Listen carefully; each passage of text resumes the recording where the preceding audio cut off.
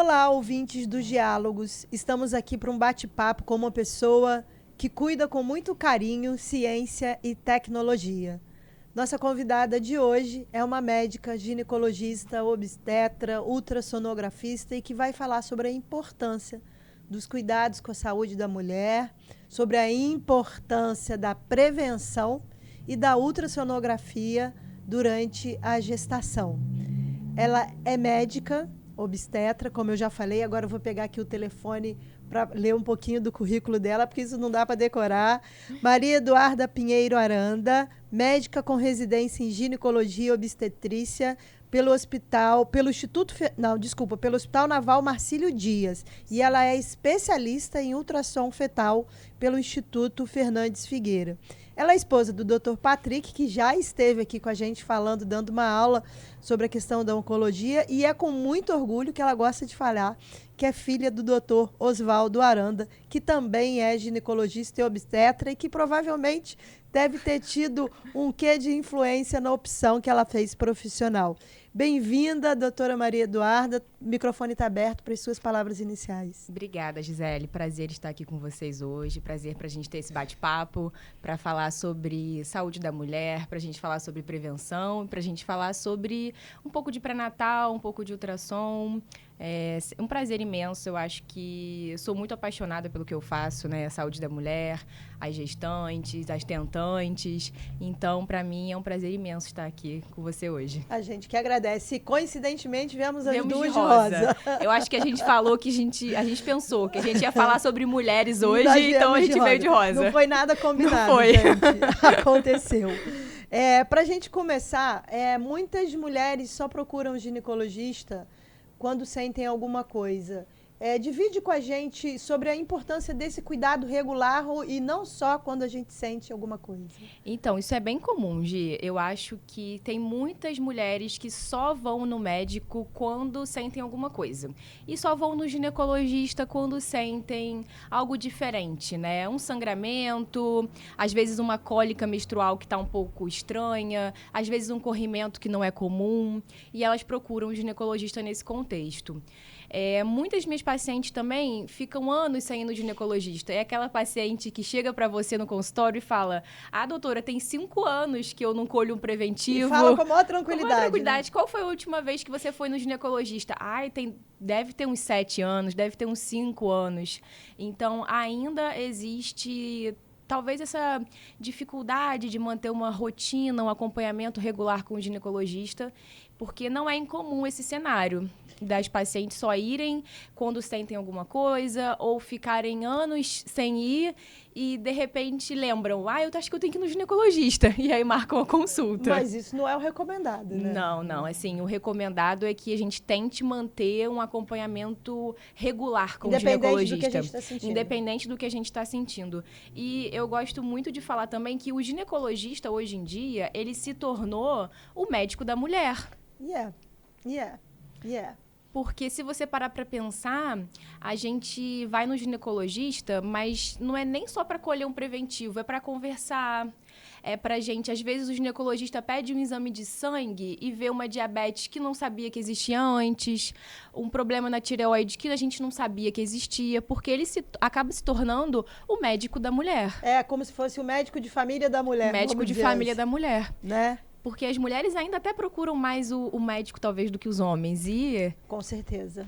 E o ginecologista, ele entra nesse espaço, muitas das vezes, para ser o médico daquela paciente. Então, fazer outros diagnósticos que, às vezes, não tem nada a ver com a ginecologia. Não é aquela coisa que é diretamente a saúde da mulher especificamente. É a saúde do ser humano. Do ser humano. E que na ginecologia você também acaba identificando um ou outro problema. Sim.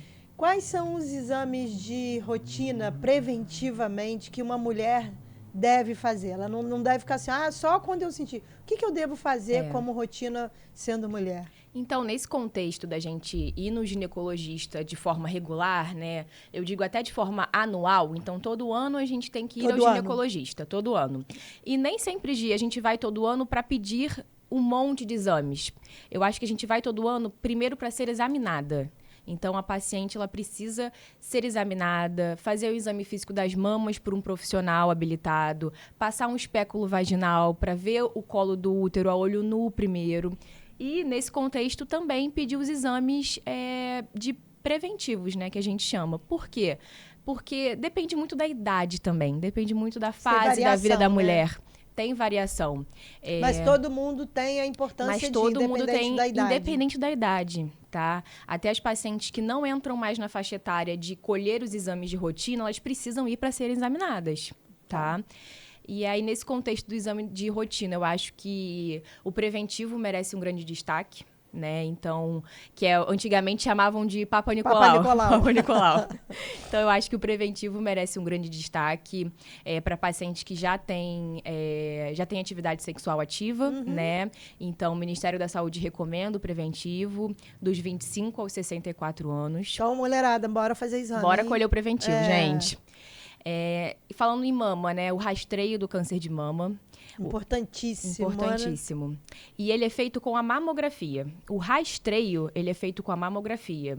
Porque existe também a ultrassom. Pois é, tem ultrassom, né? Tem até a ressonância. A ressonância tem ganhado um destaque, mas são exames complementares que a gente chama de o rastreamento do câncer de mama, ele é feito através da mamografia. E hoje a mamografia, ela está recomendada em que faixa etária? Porque de vez em quando muda um pouco isso, muda um pouco, porque o Ministério da Saúde fala a partir dos 50 anos, salvo algumas exceções, como histórico familiar positivo. Mas a Sociedade de Mastologia, ela começa o rastreio a partir dos 40. Ela começa o rastreio mais cedo. Então, a mulherada, a partir de 40 anos, vamos ficar atenta, correr atrás da mamografia aí. Sim. E o que você encara ainda, você percebe na tua atuação profissional, que ainda, se existem ainda tabus para as mulheres irem ao ginecologista, se você ainda percebe isso atualmente? Eu acho que existe um tabu muito grande, porque... Eu vou te falar que até mesmo vindo pra cá dirigindo, eu pensei assim, gente, eu vou chegar lá e o bate-papo vai ter que ter algumas palavras, como menstruação, como relação sexual, não tem jeito. Como corrimento. Não tem jeito. Porque eu sou ginecologista, né? Então, a gente acaba tendo que falar disso. E isso é um tabu. Mas isso é um tabu porque para as mulheres terem conhecimento do próprio corpo, ainda é um tabu. Falar sobre esse tipo de assunto ainda é um tabu. Falar determinadas palavras ainda é um tabu. Determinadas palavras é um tabu. E eu vim no carro pensando assim, será que tudo bem eu falar sobre isso num podcast? Tá tudo bem. E ainda porque a gente tá falando da nossa vida. Da nossa vida, da nossa saúde, do nosso corpo. Então, eu acho que o tabu, ele gira muito em torno dessa questão do corpo da mulher. Menstruação é um tabu. Tem paciente minha... Aquela paciente teve a primeira menstruação, a mãe levou no ginecologista, que está morrendo de vergonha, que não quer ir para a escola porque não quer trocar absorvente. E assim, uma coisa que é natural do corpo da mulher. Dessa jovem, dessa adolescente, no caso. Sim, então eu acho que falar sobre o nosso próprio corpo é ainda um tabu muito grande. E eu acho que o ginecologista também entra nesse espaço de talvez um acolhimento, talvez uma conversa, durante o momento da consulta, quando a gente vai também na consulta. Na sua prática, então, a gente já pode entrar até numa pergunta que seria exatamente sobre a importância do ginecologista nesse processo de fortalecimento do autocuidado e das decisões da mulher sobre o seu corpo. Dela não ter vergonha do corpo dela não ter vergonha da menstruação, por exemplo, que é uma coisa natural, é da nossa natureza. Da nossa natureza, né? sim. Vocês têm esse papel também, né? Sim, eu acho que tem 2 pontos muito importantes, né? Eu acho que um é a mulher conhecer o próprio corpo, porque conhecendo o próprio corpo, a mulher é capaz também de tomar escolhas sobre o próprio corpo. Então, se a gente conhece como é o nosso corrimento, a nossa menstruação, quantos dias dura, como é a minha cólica, como é em relação sexual o prazer que eu sinto, eu acho que isso é conhecer o próprio corpo, o que ainda é um tabu. Mas quando a gente conhece o nosso corpo, a gente consegue tomar escolhas também sobre o nosso corpo, até mesmo junto com o ginecologista. A gente consegue ter uma conversa, um diálogo, e a gente consegue chegar à escolha do método contraceptivo. Por exemplo, se eu sei que a minha menstruação ela é muito aumentada e tenho muita dor de cólica, eu não posso fazer exemplos de tipos de DIU, porque não vai ser adequado para o meu padrão. Então, a gente consegue tomar escolhas sobre o nosso próprio corpo, sobre a nossa própria vida, se conhecer. Então, nesse conhecimento já passa por a gente entender quais são os sinais que o nosso corpo está dando, né? É assim, porque cada um não tem um padrão. Né? Você Sim. falou sobre a cólica que você tem, sobre o período do seu ciclo. E é muito comum você se deparar na sua prática profissional com mulheres que já vêm tendo sinais, mas acabam não dando atenção aos sinais que o corpo foi dando, seja por preconceito, seja por medo, vergonha. Né? Você acaba encontrando pessoas nesse sentido? Sim, eu acho que o corpo dá sinais, né? Então, assim, eu acho que o nosso corpo fala em alguns momentos. Nosso corpo fala e a gente tem que saber ouvir o nosso corpo. Porque é exatamente isso que você falou. Mudança de corrimento, mudança de sangramento, mudança de dor. A dor, ela é muitas vezes normalizada. E não pode ser, E não né? pode ser. A dor não é normal em muitos casos. A dor pode estar encobrindo determinadas doenças, determinadas patologias, né, que são tratáveis. Então, a gente não precisa normalizar a dor. A gente não precisa normalizar certos sinais do nosso corpo. Não adianta querer ser super mulher. A dor faz parte de mim. Até porque a mulher, ela cuida de todo mundo, né, Cuida, Gê? Mas quem cuida de quem cuida? É uma boa pergunta. Quem cuida de quem cuida? Porque a mulher, mesmo quando ela está mal, ela dá uma de que não está mal porque ela tem que cuidar da família, né? De todo aquele núcleo. E às vezes, eu não venho no médico porque eu não tenho tempo, porque eu tô cuidando da minha casa, dos meus filhos. Então, eu acho que saber reconhecer, conhecer o corpo, reconhecer os sinais, se cuidar, eu acho que é muito importante quando a gente fala de saúde da mulher. Que a gente tem limitações Que também. A gente tem limitações. Ninguém é Mulher Maravilha. Ninguém é mulher, e nem tem que ser. E nem tem que ser. Falar em Mulher Maravilha, vamos entrar agora numa outra pauta que impacta muito para as mulheres. Eu, particularmente, estou nessa fase já há um tempo, que é a menopausa. Menopausa. Que também é um tabu. Também né? Eu acho e que, assim, eu vou falar de prática, traz impacta muito na vida da gente em diversos setores. O que você pode falar para as mulheres que estão entrando nessa parte da menopausa? O que a gente deve ficar atento? O que você tem para falar sobre isso? Porque é um ponto importante da nossa vida. É um ponto importante da vida da mulher, né? A mulher tem diferentes fases da vida.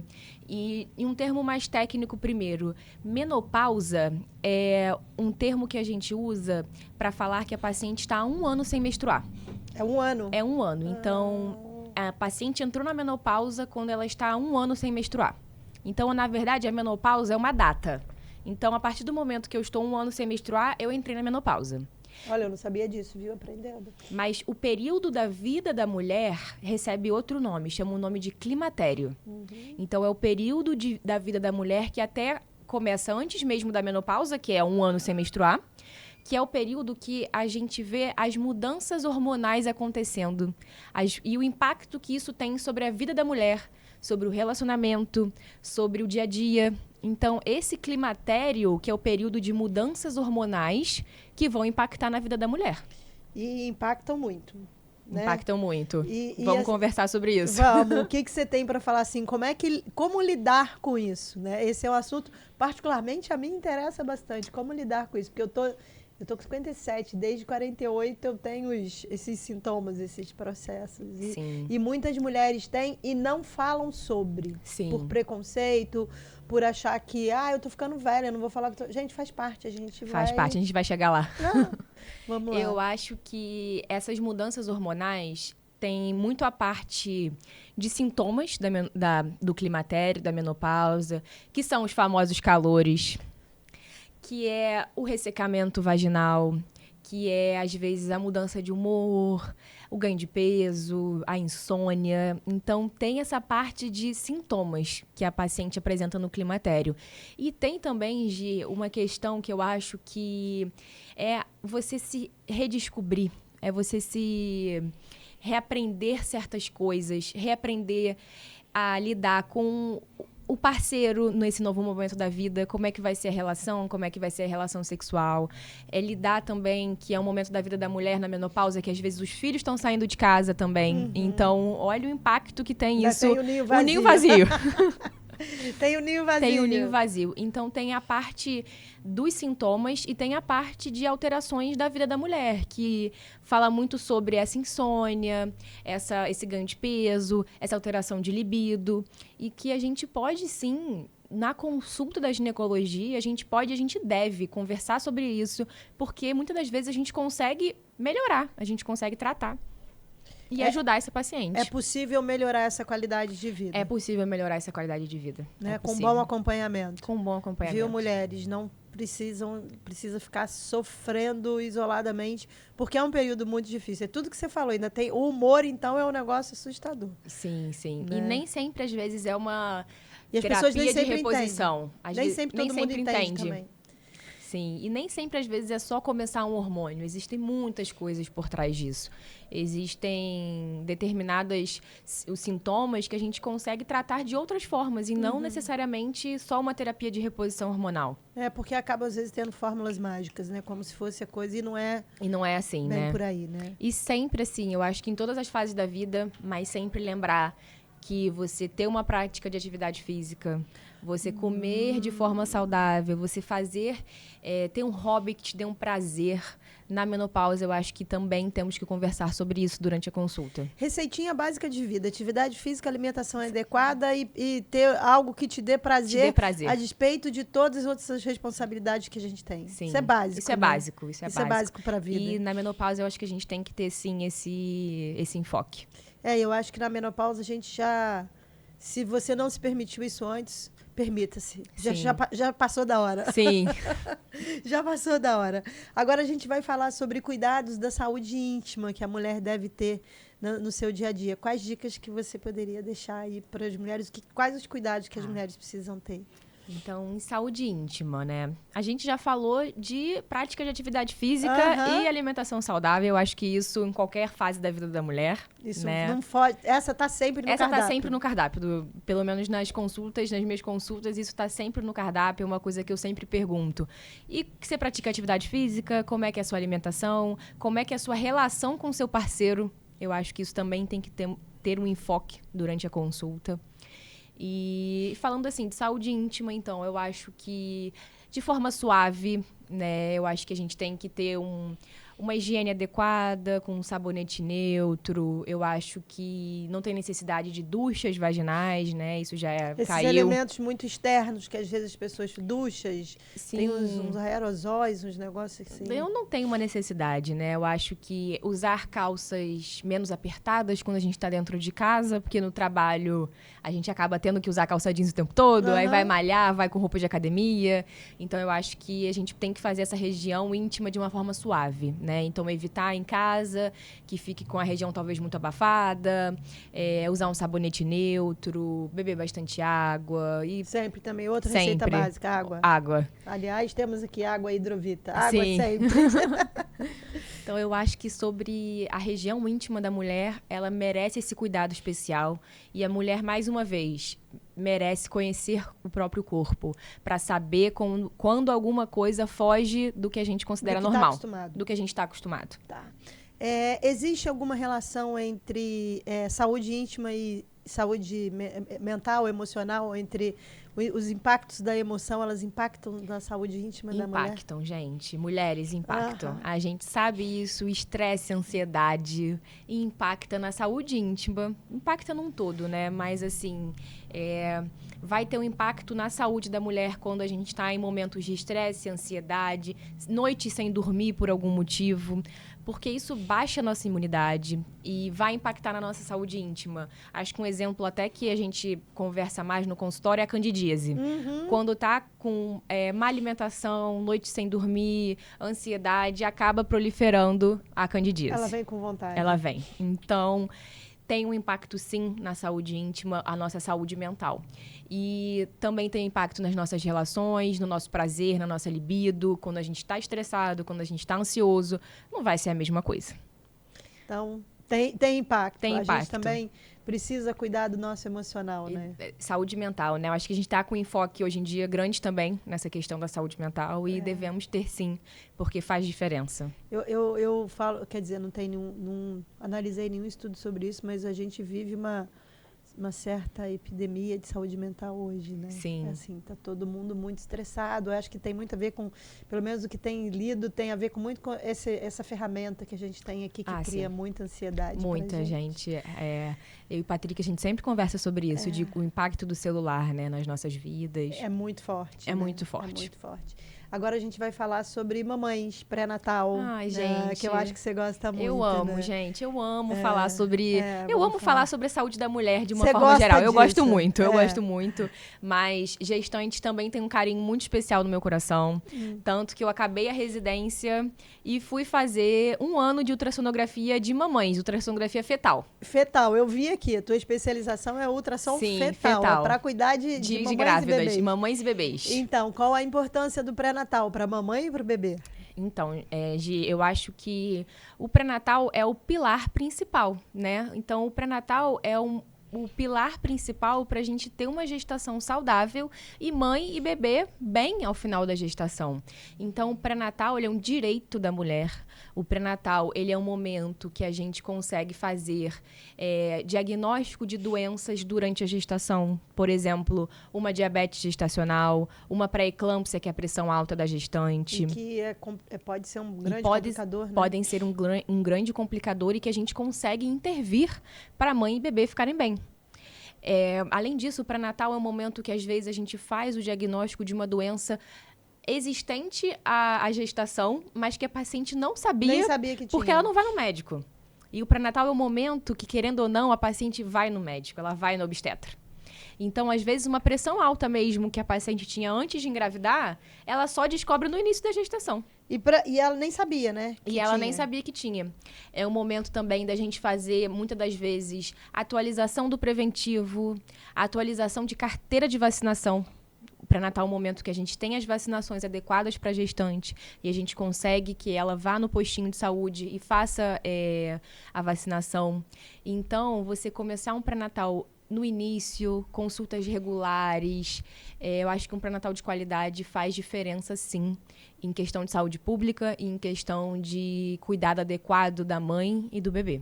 Faz bem para todo mundo. Faz bem para todo mundo. E você, como uma ultrassonografista fetal, qual a importância desse ultrassom no pré-natal? Então, teve um grande professor meu, na época que eu estava fazendo o meu ano de residência em ultrassom, que ele falou que o pré-natal, você tem 2 vidas que você cuida. É a mãe e é o bebê. Então, eu, no meu papel de pré-natalista, né, de obstetra, eu tô cuidando da mãe e do bebê. Eu cuido de 2 vidas. Mas, no momento que eu tô fazendo ultrassom, o meu paciente principal é o bebê. É o bebê, né? É, o bebê. Que é ele que você tá olhando ali. É ele que eu tô olhando ali. E é ele que eu preciso entregar bem pra mãe. Então, assim, eu acho que isso me apaixona, assim, essa parte da ultrassonografia fetal me apaixona. Eu acho que a ultrassom é o principal exame complementar que a gente acaba pedindo na gestação. A gente vê muitas coisas ali naquele ultrassom. A gente vê como é que está o crescimento do bebê, se o crescimento do bebê é adequado. A gente vê a quantidade de líquido amniótico. A gente vê o posicionamento da placenta. Assim, poderia falar muitas coisas aqui. São muitas possibilidades. Muitas possibilidades. E algumas possibilidades que a gente consegue intervir. A gente faz, às vezes, um diagnóstico de uma paciente que tem possibilidade de ter um parto prematuro através da ultrassom. Olha só. E então a gente consegue intervir, detectar ali. A gente usa ultrassom também para ver, através da artéria ali do útero, se essa paciente tem um risco de pré-eclâmpsia, que é a pressão alta na gestação. E que é e que também a gente né? que a gente consegue começar medicações no início para tentar prevenir que ela desenvolva essa pré-eclâmpsia. Fora os ultrassons morfológicos, que a gente consegue ver a morfologia desse feto e se ele tem alguma alteração estrutural, se tem possibilidade de ter alguma alteração cromossômica e a gente conseguir dar esse apoio para essa família logo durante a gestação. Já começa, você pode intervir antes ou você pode preparar a família durante a gestação. Isso mesmo, Gi. Nossa, você falou um ponto muito importante agora. Ou a gente consegue intervir antes ou a gente consegue preparar a família para receber esse bebê. tá? E que é importante. E que é importante. Então, tem que fazer ultrassom, né? Sim. Gente? Tem que fazer o pré-natal. E tem que fazer ultrassom. e fora a delícia que é, assim, o primeiro batimento na ultrassom. É emocionante. Você ser o médico que tá ali e o pai e a mãe estão ouvindo o primeiro batimento. Aí você vê aquele chorinho saindo, Até lágrimas. eu me emociono. Eu imagino que sim. E ver o rostinho do neném na ultrassom também é muito gostoso. E a parte de descobrir o sexo também, gente, Fica na ultrassom, é muito bom. É participar de um momento muito especial Muito especial na das vida. pessoas, né? Sim, eu acho que isso me encanta muito também, ser obstetra nesse quesito de trazer a vida, de dar a vida. Eu acho que isso me emociona e... é muito bonito. Você gosta do que você faz? Eu gosto muito do que eu Dá pra ver faço. nos seus olhinhos que eles brilham. Que dica você daria para uma mulher que não tem um cuidado com a sua saúde íntima nem reprodutiva? Que dica que você daria para ela? Tipo assim, vem, vamos, vai se cuidar. Eu acho que é isso mesmo. Venha. Marque uma consulta de forma regular. Cuide da sua saúde íntima de forma rotineira. A gente está aqui para ajudar, a gente está aqui para acolher, para conversar, para examinar e nem sempre para pedir 1 milhão de exames, né? Os exames, eles vão vindo de acordo com a faixa etária, mas como a gente conversou antes, o ginecologista, ele é o médico da mulher. Então, pode vir que você vai ter um lugar de acolhimento, de conversa, tirar as dúvidas, para a gente conseguir ter uma saúde íntima, né? Uma saúde da mulher, um conhecimento do próprio corpo ao longo da sua vida. Sem vergonha. Sem vergonha, gente. Guarda a vergonha, guarda os tabus. Porque guarda os tabus. O ginecologista, ele não se importa com muitas coisas que às vezes as mulheres se importam antes de ir no médico. Uma depilação, mas eu vim do trabalho, eu tomei banho só hoje de manhã. Gente, não tem problema, tá? O mais importante, só venha, que aqui você vai ter um espaço que a gente vai conseguir conversar e vai conseguir te acolher. Que bom. Aqui, quero super agradecer esse papo, né? Super esclarecedor, né? De orientação mesmo para as pessoas, né? No cuidado da saúde da mulher. E fica aí o microfone para as suas palavras finais aí para as pessoas que estão nos ouvindo, assistindo, porque aqui as pessoas ouvem, assistem, enfim. Né? Eu quero agradecer muito a oportunidade de, como você falou, acho que eu sou apaixonada no que eu faço e que bom ter um tempinho aqui pra gente conversar sobre saúde íntima, sobre saúde da mulher, desmistificar alguns tabus, conversar um pouquinho sobre o pré-natal, a importância de pré-natal, a importância da ultrassonografia. E eu acho que a mensagem final é realmente que o ginecologista seja um ambiente acolhedor. Que o ginecologista, ele seja um ambiente acolhedor para tirarmos as nossas dúvidas, para colher os exames caso necessário, para a gente conversar sobre tabus, não precisa ter vergonha, conversar sobre corrimento, sobre sangramento, escolher o método contraceptivo adequado, conversar sobre gestações futuras, planejamento familiar, planejamento de gestações. Então, que seja um ambiente que traga conforto para a mulher. Eu acho que eu tento sempre criar um ambiente que seja confortável, tanto para as gestantes quanto para as pacientes que vão na consulta com o ginecologista. Que bom. E quem quiser encontrar com a doutora Maria Eduarda, falou assim, nossa, eu gostei dessa doutora. Aonde as pessoas podem te encontrar? Se tem algum consultório, se está no Instagram, onde as pessoas podem te achar? Gente, o meu Instagram hoje em dia, né, é Duda Aranda, Maria Eduarda Aranda. Você pode me achar lá. E vou marcar, viu, pessoal? Sim, sim. Aqui em Paraíba do Sul, eu tive uma grande oportunidade de estar na saúde da mulher. Olha, que legal! Eu estou na saúde da mulher exercendo essa parte de ultrassom. Que maravilha! Então, essa parte que eu acredito e estou muito feliz de poder contribuir com a cidade. Você tá na Casa da Mulher, então? Estou na Casa da Mulher. Viu, gente? Ela está na Casa da Mulher. Aqui em Paraíba do Sul, que é a cidade do Patrick, né? A cidade que me acolheu e poder contribuir com a medicina que eu acredito aqui em Paraíba do Sul e pelo Sistema Único de Saúde, né? Na Casa da Mulher. Que bom. E em Três Rios, eu realmente tenho um consultório, que é lá na Gastromed, né? Na Gastromed é meu consultório particular. E eu também tenho um consultório numa clínica chamada Supreme.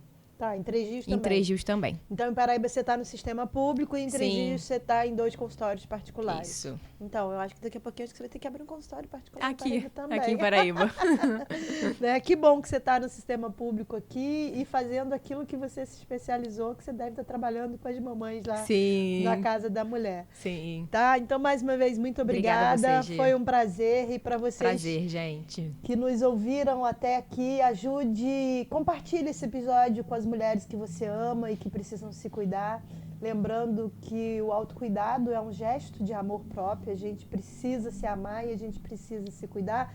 E como a doutora falou, ficar livre desses tabus, ficar livre das vergonhas, né? Para a gente estar sempre conectada com o nosso corpo, com as nossas necessidades. E não deixe de espalhar isso para as mulheres que você ama e espalhe essa corrente de cuidado, de carinho e de afeto. E não se esqueça, nunca deixe de beber água, praticar atividade física e se alimentar adequadamente. Até o próximo episódio. Fiquem com Deus. Tchau, tchau, gente. Um prazer imenso.